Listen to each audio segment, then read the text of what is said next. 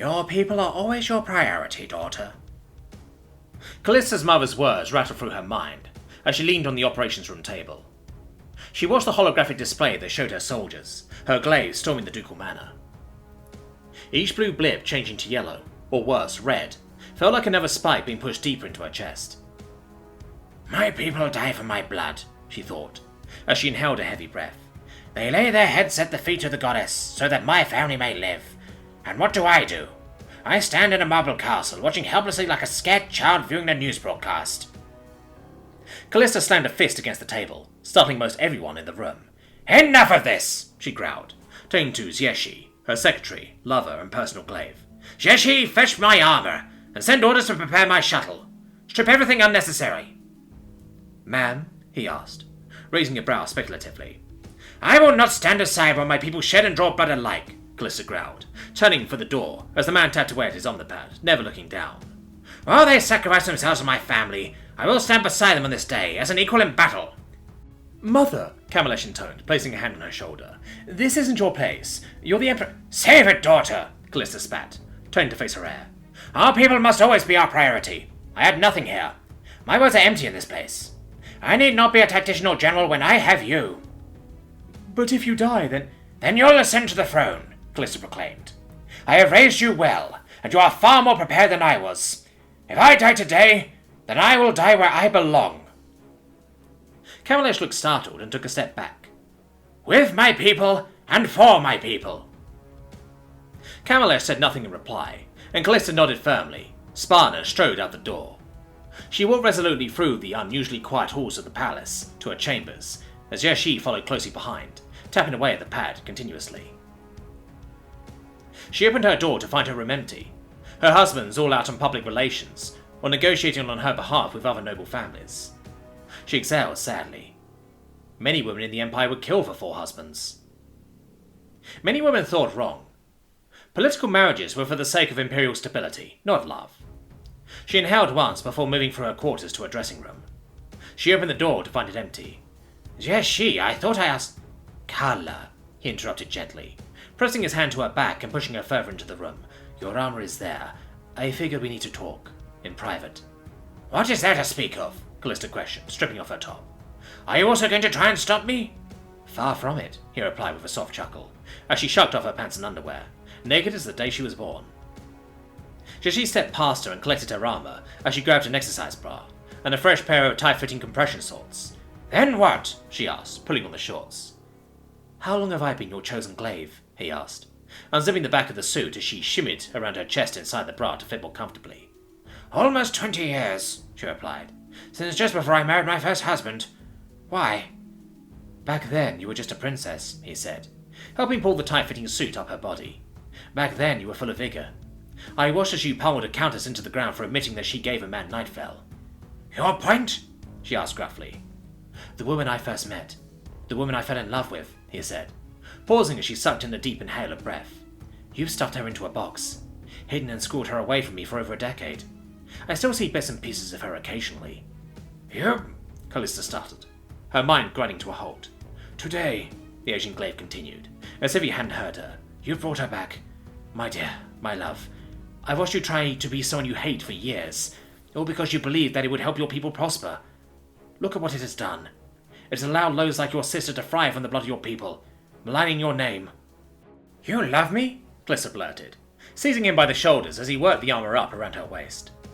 He laughed heartily as he craned his neck to look up at her, a bright smile crinkling the corners of his beautiful golden eyes. That, he chuckled, is the understatement of my life. I thought it was just... She stumbled. The mask she wore for everyone else, gone in his presence. Shh, he said, sticking a finger to her lips, and stepped around her body. I have to get the back now. Arm? She shoved her arm where it was supposed to go, pulling the suit up to her shoulder. She repeated the process on the other side and turned to face him. In his hands he cradled her helmet. It was an advanced commando helmet with a decorative crown attached atop it. He smiled up at her and placed it on her head. Before you say it back, he said, smiling as he went to the rifle cabinet, pulling free 4 weapons. What weapon will you be using today? The HSR3C, and my mother's sidearm, she proclaimed. He chuckled, grabbed the weapons, and handed them to her. Good choices, as ever, he said with some mirth. Now, to continue our conversation. I met you on the battlefield. I have known you were the one since you called down an orbital strike on your own position, while you carried me from the field. Goddess, that was so embarrassing. She smirked as she took her rifle from his hands. I wasn't the one with a hole in my leg, Glissa teased. I wasn't the crown princess to find her mother to rescue a single-stranded commando. Glissa smacked her lips, her mind desperately trying to think of a response. Her mind lurched yet again when he stripped off his own opulent blouse, but quickly went back to normal when she realized he was wearing armor underneath. He dropped his pants in an eye-catching motion before checking his sidearm. He picked up the other rifle he pulled out and grabbed his helmet, which had been placed on the chair next to the case. Let's go then, he said, moving to put the helmet on his head. She grabbed his hand, ripping off her own helmet with the other. He smiled as he stepped on his tiptoes, meeting her hungry kiss halfway. I am marrying you, she blurted, when their lips broke away from each other. When we get back, you will be my husband. As it always should have been. Are you not worried about what the tabloids can cope and see all they wish, she harumphed, returning her helmet to his place as he put his own on. I do not remember making them my advisors. I have considered them such for too long. My propaganda will bend them to my whim, instead of what I have allowed thus far. Good, he announced, checking her wristpad. Shuttle's prepared. Shall we ride? To victory, she nodded, cracking her neck. Together they nearly sprinted through the palace halls, the cybernetics in their suits quickening their pace. When they arrived at the shuttle, 6 very small glaives stood at attention, clad in their battle armor. Are they joining us? Glissa asked, eyeing the males. Yes, he replied, pointing unceremoniously to the shuttle as the men opened the doors and filed in. The craft was gaudy, with gold inlays on a white exterior. The inside was normally equally as opulent, but everything not essential had been gutted, and it now looked much closer to the standard troop transport it was at its base. The Prince's Guard just had a shift change, and these men volunteered to help with the freed males inside the compound. I figure a male face would be better for them to see instead of more violent women. Thank you, Glaives, Glissa offered, as she sat across from the soldiers. You are doing more here for my empire than you know. My cousin was a victim of the SS, one of the Glaives explained. As much as I enjoy my duties in the service of your family, I would not turn down an opportunity like this. We will make them bleed. Bear your tusks, then, Zieshi growled with a nod. Adam, Indara's husband-to-be, is currently carving his way for the enemy compound. He has no armor and no support. Let him be an example for all Shorvanti men, and make these bitches bleed. Sir! They shouted in unison. Yes, sir! Glissa smiled under her helmet, as she leaned her head back. Zieshi rarely showed her this side of him, though she saw brief flashes of it. He was busy with his own mask, as it were.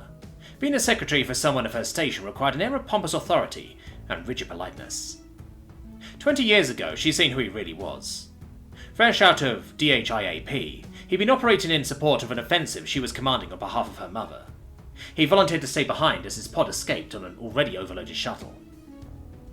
She'd watched him fight through wave after wave of consortium mercenaries until his ammo ran dry. Instead of surrendering, then, like any good person rightly would have, he drew his blade and began to slit throats. She'd already ordered the extraction team to move and grab him when she'd heard it, the spite in his voice. A heavy-powered shot pierced his leg, causing him to collapse.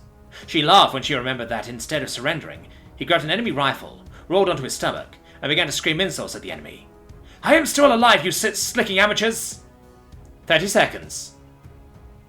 The voice of the pilot shook her from her memories, and she sat bolt upright, eyeing the door as it opened into hell. The CHP was inundated with wounded and dying glaives as she hustled from the shuttle. 2 medics brushed past her, holding a stretcher with a wounded fighter between them. For a moment she was surprised. For a commoner, or at least a lower noble to ignore her, as such, was unheard of. No, she growled internally, hustling to the rows of stretchers while attaching her rifle to her back. You're not the Empress here, don't think like that. You're just another soldier on the field, at your station when the day is won. She grabbed a stretcher with a medic and began to ferry the wounded to the shuttle. 10 stretchers were loaded up, and 1 medic jumped inside before the doors closed, most likely to care for the wounded.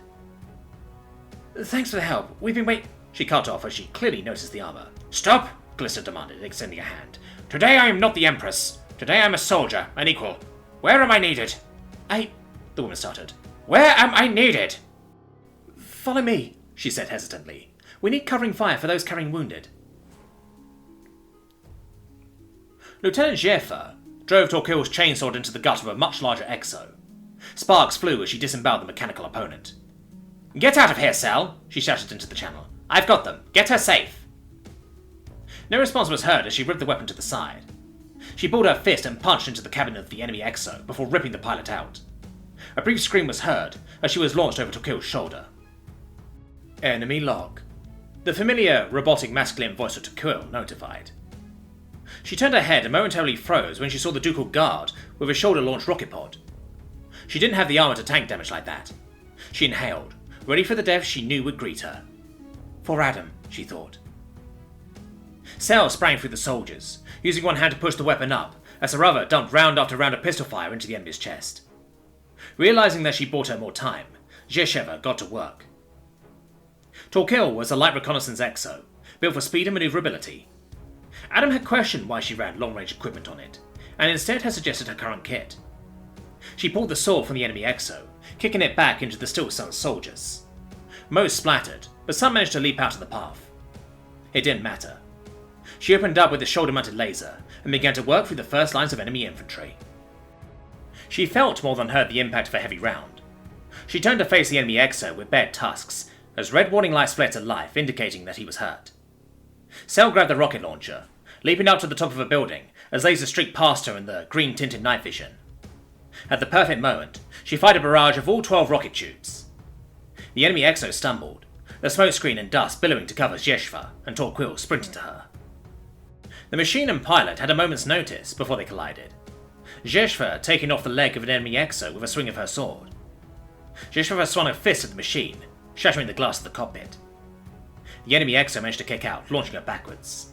"Enemy log," Torquil informed, as she landed against the wall of a building, shattering it. Cell leapt onto the machine from the roof she'd moved to. She jumped into the shattered cab, plunging her blade into the confused woman's neck, as the Exo mimicked her, raising her hands as a shield. Cell slapped something inside the cabin and sprang out, somersaulting in the air. She landed on the ground as the machine emitted an ear-splitting klaxon. Zhesheva laughed to herself as she realized that in addition to stabbing the pilot, she salted the wounds by activating the machine's self-destruct. She raised Torquil to his feet and grabbed Cell in her offhand, using the large metal fist as cover for the small woman. She sprinted away, holding Cell carefully in the machine's hand as she ran for cover behind a large building. She spied a glass aslip, still in her crater, but seemingly able to move now. She mentally counted down the seconds until detonation. She exhaled, and felt the blast wave shake the ground beneath them.